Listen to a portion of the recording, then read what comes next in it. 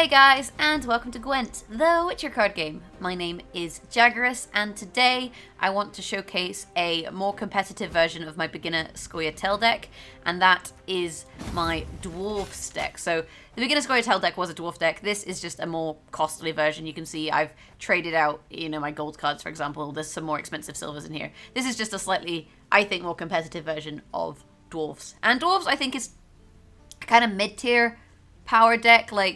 It's a really fun deck to play. I really enjoy playing it, and you can, definitely get a good amount of power. It's got a very clear win condition. I think the only problem I really have with it is that its win condition can be countered in quite a few ways, and I think that's why it's never going to be maybe a top tier deck. But with that said, it's a fun deck to play, and it's always good to have, some decks that you also really enjoy playing. And Dwarves is one of the ones that I really like to play. So the whole point of this deck is we have our Mahakam Defenders. We have 3 of those. And in the more advanced version, or the more expensive version, we also have Yarp and Zergen, who is also a resilient dwarf. And basically, resilient means that they stay on the battlefield at the end of the round for 1 extra round. So they'll go from round 1 to round 2, or round 2 to round 3, but they won't stay on for all 3 rounds. And the thing I like about dwarves is because they're resilient, the whole win condition is that you just buff up your resilient dwarfs, and then on the next round you've got loads of points on the board. That's the kind of idea. Now the problem with that is that the way you can counter a resilient dwarf is if you lock it, then it loses its resilience. If you have a very strong unit on the board, you're susceptible to cards like Scorch, which burn the highest unit across the field. You're susceptible to cards like Igni. Igni, destroy the highest unit on the opposite row if that row totals 20 or more power, so your opponent can burn your dwarves. And they're also a little bit susceptible to weather, because you can see we stack a lot of dwarfs on one row. They're all relatively melee, so there's also kind of a risk that frost, for example, can be quite problematic. But we do have some counters and ways around these problems in this deck, and ultimately, if you enjoy playing the deck, I wouldn't worry too much about how competitive it is. I obviously do post, the more competitive top-tier meta ranked decks, but it's also nice to have, a little bit of a change of pace. So we have Bruverhoog as our leader. Bruverhoog, spawn Bruverhoog, deploy a silver unit from your deck, shuffle the others back. So basically when you play him, he'll draw one of our 4 silver dwarfs. So you can basically target draw a dwarf. That's his leader ability. And he's also a dwarf himself. Then in terms of our gold cards, we have Igni, which we can use to destroy the highest unit on the opposite row. This card, I think, fits into any deck. It's a nice card. I really like it. Then we have Ciri, round end Brave. If this unit is on the board, return it to your hand. So Brave triggers if your opponent is currently winning. So if the opponent wins the round, you get Ciri back into your hand. And you can use her to kind of gain an extra card and give you a little bit of card advantage, which I really like about her. I think these 2 cards are, really good. They fit into any deck. So I always do recommend Igni and Ciri as, early crafts. Then we have Zoltan Chivet. Deploy, or maybe it's Chivet, I don't know. Move 3 units to this row on their side. If they are allies, strengthen them by 2. So Zoltan, you use to move your units generally out of weather. This is one of the ways you can counter weather, is to move units out, and you can also buff them up. Alternatively, you can move enemy units into weather. We do have 1 weather card in this deck, and that is Skellige Storm. Skellige Storm, apply Skellige Storm to a row. Skellige Storm turn start. Damage the units at the end of the row. Currently, the end of the row is right. But with the next patch, this will actually trigger left on the left-hand side and then go to right rather than on the right-hand side going to left. So 3 damage to the unit on the far right, then 2, and then 1. But bear in mind, next patch, this is going to be on the left. So just keep that in mind and don't mess it up with the next patch. So, for example, we can use Zoltan to move units into the Skellige Storm as well, which is quite nice. Then we have Ithlinne, and Ithlinne is a 2-strength disloyal unit, which means she gets played on the enemy side of the playing field. And she's actually getting a little bit of a nerf. She'll be 4 points to the enemy next time rather than 2. But the way she works is when you play her, you play a bronze special card from your deck, and then you spawn a second copy of it and shuffle the others back in. So you can use this to play First Light twice, Adrenaline Rush twice, or Thunderbolt Potion twice. And First Light you can use to remove weather effects. Alternatively, you can use it to rally and pull a bronze card. And the thing is with Ithlinne, you can basically use it to clear weather and then pull a bronze card, or you can use it to pull 2 bronze cards, which is nice. You can use it to Adrenaline Rush, so to add resilience to 2 of your units, which I think is a useful play. Or you can use it on Thunderbolt Potion, boost 3 adjacent units by 4, so you can use it to then buff up your side by potentially 24 points. So that's why she's seen as pretty valuable. Okay, so back onto our silvers, we have Skellige Storm, like I say. And just bear in mind when you place Ithlinne that because she's gold, she won't be affected by Skellige Storm, so you don't want to put her on the end of a row affected by Skellige Storm, because what that'll do is it'll just stop the storm from doing as much damage. Then we have Decoy, return an ally to your hand, strengthen it by 3, and play it again. So this is actually really nice for a few of our silver cards, for example, like Dennis Cranmer. Dennis Cranmer, deploy, strengthen all other dwarfs in your hand, deck, and on the side of the board by 1. And you can see that every single unit, every single bronze unit, and every single silver unit in our deck is a dwarf. So if we play Dennis, he's going to buff every single unit here, and if we decoy him, he'll do it a second time. So that's a really nice kind of synergy with decoy. Then we have Cleaver, toggle a unit's lock, so we can use the decoy on Cleaver and lock a second unit, for example. And then we have Barclay Els, play a random dwarf from your deck, including golds, and boost it by 3. So we can actually use Barclay, just be aware that he can pull Zoltan, so then you might have to do that moving thing. And if there's not weather, it's fine, you know, you can still play Zoltan for points. So decoy works really nicely with Barclay if you want to pull another dwarf out of your deck. And then we have Yarpen, obviously, who is the resilient dwarf I mentioned. He gains 1 strength whenever a dwarf ally is played. And you can actually also decoy your Yarpen or defenders if they get locked, and that will actually remove the lock and give them their resilience back, because it's as if you played them again. So then our remaining dwarf cards here, we have the Dwarven Skirmisher. Deploy, damage an enemy by 3. If the unit is not destroyed, boost itself by 2. So this is good to just remove... you know, hit enemies and basically buff them. You can use it to remove problematic small enemies, or you can just use it to deal damage and boost up your skirmisher, which is nice. We have our 3 Mahakam Guards. Deploy, boost an ally by 3. If it's a dwarf, boost by 5 instead. So we can use this to boost any of our allies by 5. One thing to be aware of, this is getting slightly nerfed, so in the future I'll only boost allied dwarfs by 4. But I still think, you know, this deck is going to be perfectly viable with the changes that I mentioned that are coming in the next patch. But yeah, that's kind of it for the dwarf deck. In terms of replacements, you could run Zoltan Animal Chamber, for example. This is another dwarf special card. I don't have it, but it's quite nice. You can use it, and it summons a parrot, which buffs all of the units on a row by 1, or debuffs all of the units on a row by 1. And you can play the friendly parrot on your side, or the enemy evil parrot on the enemy side. And that's another nice gold card you can play. Again, it can be pulled by Barclay. Those are kind of some of the options, for example. But yeah, that's the deck. I'm going to jump into a game now and showcase this deck in action. If you like this deck, then do hit that thumbs up button, guys. Onward, sons of Nilfgaard! Okay, so we're up against John Calvé, which is definitely a meta deck. I'm not entirely sure how well this is going to go for us. They don't typically have too much removal, but they have Orcs, which can lock, you know, 2 copies of a unit. We have 2 First Lights in hand. We don't necessarily need those. In terms of your mulligan, you're making sure you don't have all 4 silver cards in hand for all 4 silver dwarfs, because that makes Barclay useless. I'm going to mulligan the First Light. I've got Dwarven Merc, which is nice. I'm going to mulligan, let me see, the Skirmisher for the time being. I've got a second Defender, which is nice. We've got some boosting. We've got a Lightning Potion. 1 First Light is good. And I'm going to mulligan the Dwarven Merc, because he's more unlikely to play Weather, basically. So I imagine what will happen here is that we'll see... John Calvé into his, you know, his lackeys, into his golems, so that'll pull 3 golems out of the deck, and then he'll play another card. Maybe he'll play an emissary, maybe he'll play, you know, a Rot Tosser. That's the kind of stuff that I'm envisioning here. You can actually decoy Rot Tosser and throw it back at your opponent, so that's one of the ways you can deal with it, so that's potentially what we will do. Okay, into Cahir. And then Cahir's gonna pull, this is unsurprising, another card probably. What have we got? Cantarella. So the fact that he's actually played Cantarella means that we're still in this game. We can kind of continue here. He's got 23 points. We've got 18. What I'm going to do for the time being is I'm going to decoy the Dennis and basically just buff all of my dwarves again. What this does do is it stops me from being able to... it stops me being able to... What is the word I'm looking for? There's the Rot Tosser. That's unsurprising. It stops me from being able to decoy a cow carcass. That's what I was going to say. So it's a little bit awkward for us with that. But, you know, as things currently stand, I'm going to see if I can try and get another card out of him, basically. Like, we haven't played any resilient units yet, which is good, so we don't really have that problem. I think I'm going to play Ciri. What Ciri does is, basically you get it back into your hand at the end of a turn. So I'm playing Ciri in the hopes that he then will... play more cards, because, you know, he does want to win this round, and if he passes, we can actually pass and it'll be a tie, which he doesn't want to happen. So you can see we've gotten another card out of him there. We don't really have an option in terms of how to deal with the cow carcass. So here I'm just going to pass, and Ciri will come back into my hand, and we'll both end the round on 9 cards, which means he didn't really get card advantage, which is good for us. But he did, win the round, which is kind of annoying. But we did buff all of our dwarves. And this deck is just kind of a pain. This Nilfgaard deck. It's all over the place at the moment. I have a deck guide on it. It doesn't really see much of a nerf in the next upcoming patch, which is a shame, but we'll see how it goes.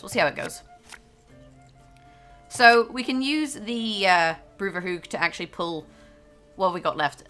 We've got not Barkley Elves, we've got, sorry, what's it called? Yarvan Zerpin, or whatever his name is, and we've also got Cleaver in there, so that's what Bruverhoog will draw. The question is, do we want Yarpen, or do we want to wait for Cleaver on the off chance that they play a... oh, this is okay. He can't resurrect anything. On the off chance that they play a Rot Tosser, which he definitely will play, to be honest. So I think what we'll do for the time being is we'll play our Mahakam Defender. I want to get this guy out before I play Barkley, because Barkley will pull a dwarf out of my deck. And basically what I want him to do is just have a target to buff. Hopefully when we pull a dwarf, we'll pull a I was going to say a dwarf that allows me to move dwarfs, but apparently not. Apparently we're going to pull this defender, which is annoying. What it means we're going to have to do is we're going to have to lock this cow carcass. So we're going to have to pull out Bruverhoog and basically lock that cow carcass, because I don't really want to lose 7 points. It's not, the end of the world. It means we're not playing Yarpen, but it's ultimately okay. I would have liked to get one of my, move a unit, because what I could have then done is actually move the cow carcass off the row. I warned you. What are you going to make resilient? Probably the 6. This is still okay, though. So we'll take out our Bruverhoog, pop him down, put him in the middle, into Cleaver, and you can see he's been buffed up, obviously. I'll put him here, I think. I want these guys near each other so I can, so that I can Thunderbolt them both, basically. That's a good option. But yeah, this is okay. Like I say, we're starting to get the row stacked. We've got Mahakam Defender in hand. And if he does stop these guys from building resilient, we can use Ithlinay to pull Adrenaline Rush and basically make them resilient again. So all in all, this is okay. Vilgefortz, he burns a teammate, and then I get to draw a card, actually, so that's not too bad. I'm just thinking, do I want to play my next defender? Yeah, I think we're going to wait. I think we take this one a little bit carefully. And what I'll do is I'll shoot his resilient unit there and buff up my skirmisher. I don't think this round is, I think this round is okay. This round is clearly, we're in a good position with it. He's only going to kill a 4, so I think that's fine for us. The only risk is that if he kills Barkley, then it'll hit the 9 instead. That's clearly, something that we just have to be aware of. But I think it's okay for the most part. What have we got? If this unit was not destroyed, boost by 2. I think we'll wait with this, just in case with the cow carcass. And I'm going to put my other Mahakam Defender out. The problem with these guys, obviously, they're both 7, which means that if he throws out another cow carcass, we're in a little bit of a risk. But the thing is, I can always boost one of them. And if I boost one of them, that'll be fine. There's Ragnarug. Oh, they're all 7s. Scary. It's fine. We're going to play Kliss guys here. Just get rid of Ragnarug. I mean, we're plenty far ahead, but we can't pass until he passes, basically. That's just something to be aware of with this opposing deck, is I can't pass until he does. Okay, so he's got orcs, which means he's probably going to want to try and lock my dwarfs. So we'll put out our Mahakam Guard, and we'll do this. I'm actually not too worried about the orcs, because, like I say, I have the Ithlinay, so I can use Ithlinay to pull 2 more resilient. So the dwarfs are getting locked, unsurprisingly. I guess he plans to kill the big one, but it's not really a problem because we could do this. We'll play her on... I really wish I had Igni because of these 2 10s. On this row, we'll grab Adrenaline Rush, and we'll give it to this dwarf, and we get a second one. There it goes, and I'll give it to this dwarf. So that the 3 dwarves in a row that I can then boost with the Thunderbolt Potion. And you can see he didn't expect this, because a lot of people don't run Adrenaline Rush in this deck, because you have so many buffed units anyway. Yeah, there's the reset on the Mahakam Defender. So clearly he had, that as a plan. We'll then boost these guys with the Lightning Potion. And this way we're keeping, 30 points going into the next round? So I think he's going to be hard-pressed to catch up. He's going to burn a small unit. I'm assuming the Victor Medic. And then he draws and plays a card. He got rally. Okay. Into a 10.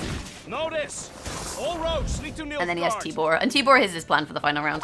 We are a few points behind, but we can just do this. Elven Blarney. And we'll shoot. It doesn't really matter who we shoot. We'll shoot this target. The problem is if he plays Tibor now, he's going to gain 25 points. And if he plays Tibor now, I think he'll probably win the round. You know, we only have 7 in here. We're going to draw a card, but is it going to be enough points? It isn't. We've got 14 points. 60, 78. Yeah, it's not quite enough. So he had the momentum. So the thing is, unfortunately... Oh no, this is worth 10. We're still 3 points behind. Not quite enough. You know, we can move a unit to this unit's row and boost it, but it's not going to be enough, for example. There, we were only on 13, yeah. And that's a shame. That's a shame. But I think we, like, gave a decent fight against this Nilfgaard deck. This is a meta deck, and, you know, I don't think we lost too badly, even though we did lose. And, you know, if we had won the round, you know, we would have carried all those points into the next round, and that would have been pretty good. I mean, maybe instead of locking my card, I could have played Rally and pulled 2 more cards. That probably would have won me that round at least, like if I had, you know, used Ithlane into a Rally, but I didn't think that he was going to take the round, to be honest. And it's a shame. But anyway, we'll jump into another game, and I'll showcase the deck once more for you guys. Nothing like a dwarf to get you to a tight spot. Mahakam wasn't built in a day. Okay, so it's a Brewer mirror. I wonder if this is a dwarf mirror. That would be kind of amusing if it was. What have we got in hand? So in terms of the mulligan, you want to make sure you don't have 4 silver dwarfs, because otherwise your Brewerhoog ability isn't going to be that useful. You're really looking for your Mahakam defenders here. We've got Adrenaline Rush, we've got First Light. Adrenaline Rush, I kind of prefer to have it with Ithlane, so I'm going to mulligan that. We want to keep hold of 1 First Light, I think they're useful to have. I'm going to get rid of the Dwarven Skirmisher, the damage dealing one for the time being. Typically, you know, we're looking for silvers and golds here, and those are more useful later on, for example. It's my turn, so I'm going to play Dennis, like so, and buff all of my dwarfs. I have Decoy, so I can, you know, trigger him again, and basically get that benefit twice, which is quite nice. Okay, so they're playing Dragoons. Dragoons boost a random unit in your hand by 1 each turn, so the longer this goes on, obviously, the more value our opponent is going to get out of that. What we could do is we could play Ciri and just pass and kind of see what they do, if they let you have the round or whether they kind of try and catch up. If we play Ciri, we'll be on 15, but catching up by 10 is quite doable, so I don't think it's really worth it. I think for the time being, we're just going to decoy this. We just boosted all of the units in our deck by, you know, all of the dwarves in our deck by 2, so I'm pretty much okay with this situation. Like, although the Dragoon is annoying, I still think it's not the end of the world. And I'm not about to start. Okay, so he's doing a similar tactic, and I think for now we can get our Mahakam defender out on the board and just pop him out there in all his happy glory. We actually have Skellige Storm, which is really nice against this dwarf deck, like I say, so that's, you know, potential. Once they've stacked the row, we can do that. The other thing we can look to do is pull Yarpen with Brewerhoog. If we play Brewerhoog, we'll pull Yarpen, but that means we can't target draw our lock, so that's just something worth being aware of. I'm guessing he's going to go for Yarpen here. I mean, he might go for the lock, which would be annoying, but, you know, not the end of the world, as we do have more Mahakam defenders in deck. Oh, look, it's a Mahakam defender. What a surprise. So, yeah, I think we go for Yarpen here. I think we're good to go for Yarpen. I'm going to pop Brewer in the middle. I don't want to stack a row too highly. We'll pull Yarpen out and we'll pop him down. I mean, the lock is nice because I can use it to stop their defenders, but because I have Igni in hand, I'm not too worried about the defenders getting stacked because I can just kill it if it gets, you know, too stacked. We are 31 points ahead here, so that's really nice. Not 31 points ahead, 10 points ahead. We're on 31 points, we're 10 points ahead, so we have the momentum going, but obviously we're 1 card down. Get this stinking mess in order. There is Barkley into Mahakam, and there you can see he's buffed up this dwarf. And this is fine. I'm absolutely fine with him buffing this dwarf. We're going to play our Barkley, and we actually pulled the one that allows us to move a unit to a different row. Well, to the same units row. I'm going to move my... Ooh, let me think. I'm going to move my Yarpen, I think. Like, he's not igniable on the back row, but if I move the Mahakam defender, he's igniable too. There's Ragnarug. Ragnarug is fine. He got 9 damage out of it, which is, you know, decent, but we can just get rid of it. And we're still ahead, so, you know, it's all Gucci. The thing is, you just don't want to leave that happening. Actually, I could probably Skellige Storm this round, now that he's got 3 units on the front row. 4 units on the front row. I mean, he is completely igniable. I don't think he realizes that. That's kind of why I've been holding off on my Skellige Storm, is because he doesn't realize that I can just burn up his Mahakam Defender. I think we'll keep going with this then. Or do we play Skellige Storm? If we play Skellige Storm, we can still burn the Defender, is the thing.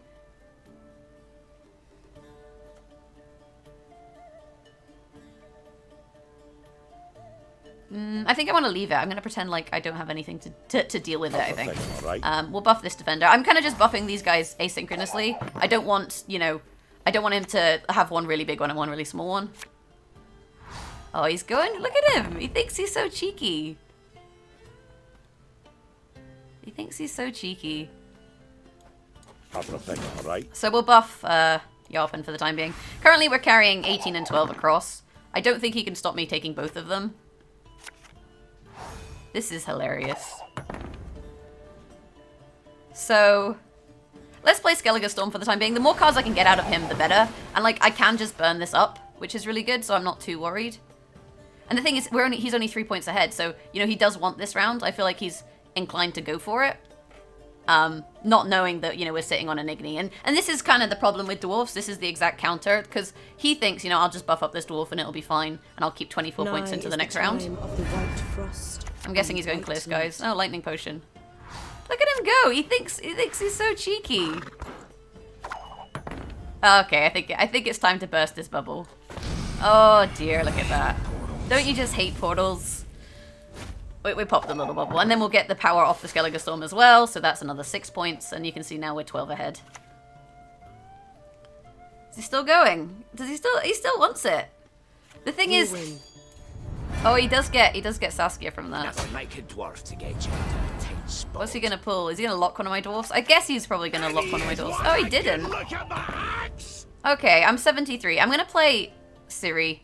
I think he can take the tie, but if he takes the tie, you know, then we're gonna get these two back. And if he goes for the win, then we get this one back. So, oh, it's not even a tie. I forgot about Skellige Storm. So he can either pass and have one card going into the next round, but we keep 30 points, or I don't know. I think he has to take this round. Because if he doesn't take this round, the next round is going to be more or less impossible for him. He keeps 8 and we keep 30. Like, I don't see what he can do there. I think he has to play this and try and take the round. And there it is. He's only going to take 3 damage from the storm. We get Ciri back, so we go into the next round with, you know, an extra card, which is nice, and then we draw 2. And I think this game is basically in hand for us here. I think we're in a pretty nice spot. There's our 2 dwarfs. He's kept a 14, which is, you know, okay, but I think we're in a good spot here. I don't think he's likely to play more weather now that we've, you know, dealt with Ragnarok. So I'm just going to get rid of the Dwarven Merc. We'll see what we pull. Sultan's not bad. Sultan's not bad at all. My turn. Oh no, his turn. He has to go first. So what do you do here? You know, you're 16 points behind. Do you just pass? But if you just pass, I'll pass as well. But then you get a reset playing field with me having 1 extra card. That is the question you have to ask yourself. Like, what do you do with a drunken sailor early in the morning? I don't know. I think if it were me, I would just pass. Even though you're just giving them the round. I think I have 16 points on him, and that's too much to even try and catch. And, you know, if he plays cards, it's just gonna thin his hand for the final round. So at the moment, we do have this card that can boost an ally, but we don't actually have an ally to boost. We'll get rid of First Light, and we still don't have an ally to boost. Ithlane can pull... She can pull 2 First Lights, though. That is worth being aware of. I think for the time being, I'm just going to open the Ciri. Oh, I sense trouble. And we'll see what they do. Know if anyone's got any hooch left. That's not that useful for him. So then we'll play Ithlane. And bear in mind, like, she's going to be worth 4 in the next patch, so just keep that in mind. So we'll take a First Light into a rally. And we got a damaging dwarf, which is nice because he's got me a target. And then we'll get a second one into the rally. Got another one. We'll just kill this. And we have 23 points and he has 2. I mean, in the next patch he would have 4, but I still think we're in a nice position. And yeah, the guy knows he's lost, he's passing, so we're just going to pass. I'm not going to play things just to be smug about it, you know, that's kind of a dick move. But yeah, that's kind of the dwarf matchup. You can see the mirror match and kind of how that works out. And really, he gambled too much on one dwarf, and I think that's something that you don't want to do with this deck. You don't want to really put all of your eggs in one basket, because then if someone burns the basket, then you got no eggs. You just got burned eggs, you know? Can you even burn an egg? Probably. Anyway, let's jump into another game, and I'll showcase this deck in action once more for you guys. You want peace? Fight for it. Nothing like a dwarf to get you out of a tight spot. Okay, so we're up against Henselt, which means Reaver Hunters. Skellige Storm is actually quite nice against Reaver Hunters. We've got First Light, Decoy. Again, making sure we don't have 4 dwarfs. We don't have, what's his name this time? The one that buffs all of his buddies. Let's get rid of the Skirmisher for the time being. Thunderbolt Potion. We'll get rid of Adrenaline Rush. That's more of an Ithlinay card. Yarpen is nice. 1 First Light is nice. I'm going to get rid of the Skirmisher, I think. We got one that moves it. Didn't quite get the dwarf I want, but I can pull him out the deck.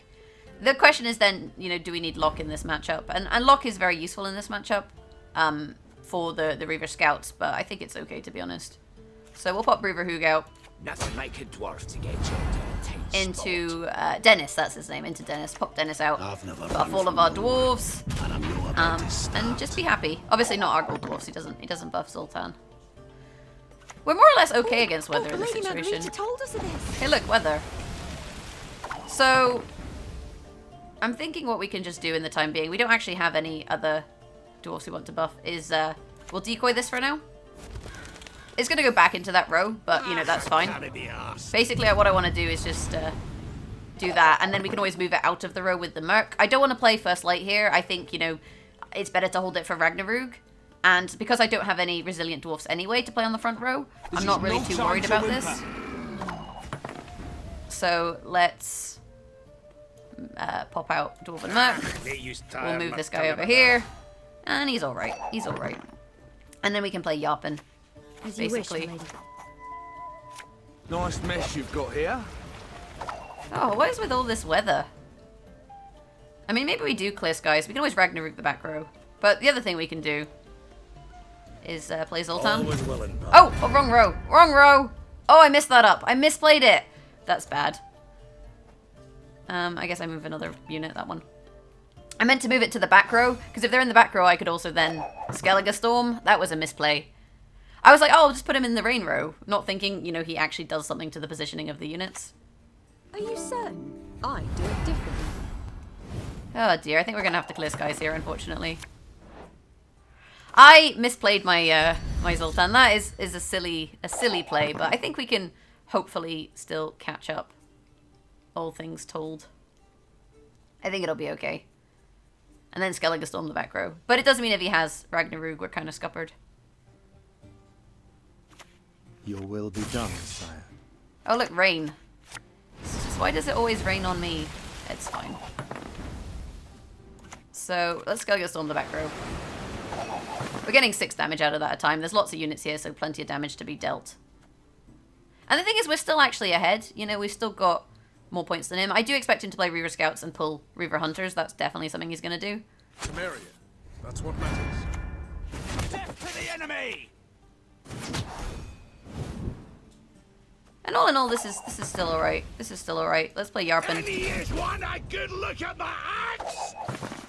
And you can see we're still getting, you know, 6 value from Skellige Storm each time, or whatever. It's up to 6. Like, this guy's only going to hit for 1 because he's only got 1 health, but this one will get hit for 2, and this one will get hit for 1. So, it's nice. I don't know what he does here. I don't know what I do here either. I wish I hadn't messed up my my Zoltan, but then he would have just, like, rained again, so I think it would have been a pain. But then we would have had rain on all rows, and we could have clear skies, and it still would have been good. I'm assuming he's going to Hensel out his Reaver Hunters. Unless he has Reaver Scouts, in which case he'll start pulling them. The question is he going to stack them? If he stacks them on one row, we can burn them. Because basically this deck, it wants to win 2 rounds with Reaver Hunters. And what we want to do is stop him from winning 2 rounds with Reaver Hunters. So that's kind of just, you know, where we are at in this situation. And there's Shackles. Shackles we can't really stop. We can't pull Adrenaline Rush. I think we do have to keep going here, though. I don't want to give him this round. We'll take this guy out of weather. And they're both 10. So now they're totally igniable. We're still getting value out of Skellige Storm. Let's go. There's a Reaver Hunter. We can burn one of them. We can burn the 12. We probably have to burn the 12 because he's just going to pull another one. And if we burn the 12, he doesn't get the benefit of all 3. Which I think is probably the right decision here. Any last words?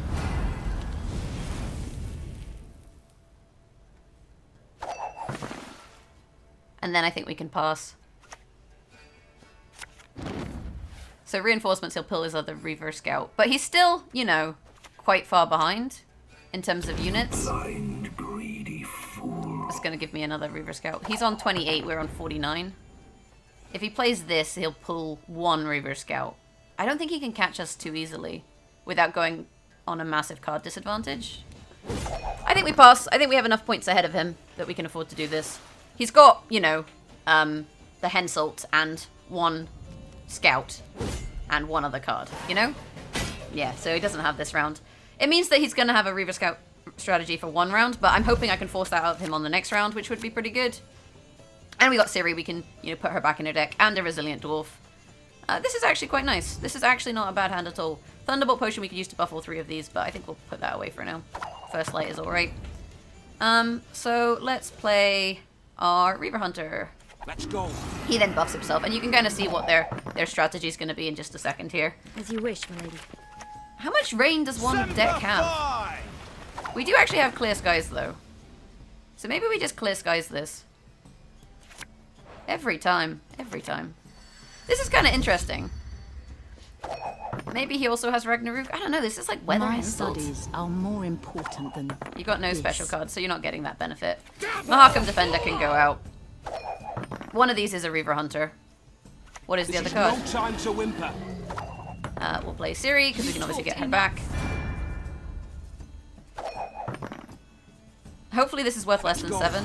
No, it's worth 10. This guy is worth 7 and 5. 12. So we'd be on 20... 31. It wouldn't be enough points.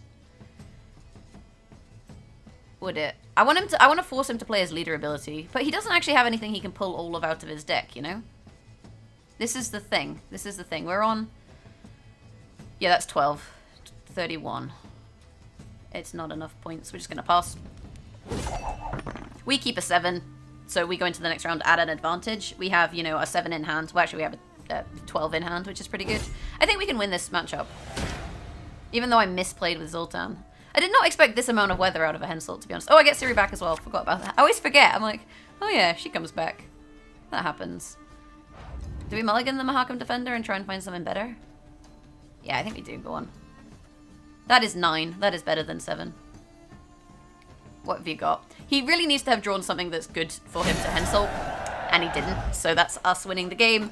Despite our misplay with the weather, which was kind of, you know, dumb, that worked out pretty good. And you can generally see how to work around weather with this deck. It's not too bad against weather. You can usually clear it or move things. Especially the key units. We didn't really utilize the resilient strategy in the second game, and you can see that even though sometimes people lock key units, again, it's not the end of the world. But yeah, I really like Dwarves. I think they're really fun to play. It's just, I don't know, they're just really enigmatic as a unit, and I really like them. I really like them. But yeah, let me know what you think in the comments below. Obviously, you can kind of work on this from the beginner Scoia'tael deck if you fancy. These are some of the cards you can start to fit into the deck. Beyond that, if you enjoy the videos, do hit that like button. Let me know what you want to see from the channel in the comments below. I'm actually away on holiday next week, so I will be uploading videos. I've got to record them all this week. But if they're slightly out of date, I apologize if anything's been changed while I'm away. I can't really fix it at the time, but there definitely will be content going up while I'm away. Maybe slightly less than usual, but definitely still videos. Thanks for watching. Have a fantastic day, and hopefully I will catch you guys in the next video. Bye!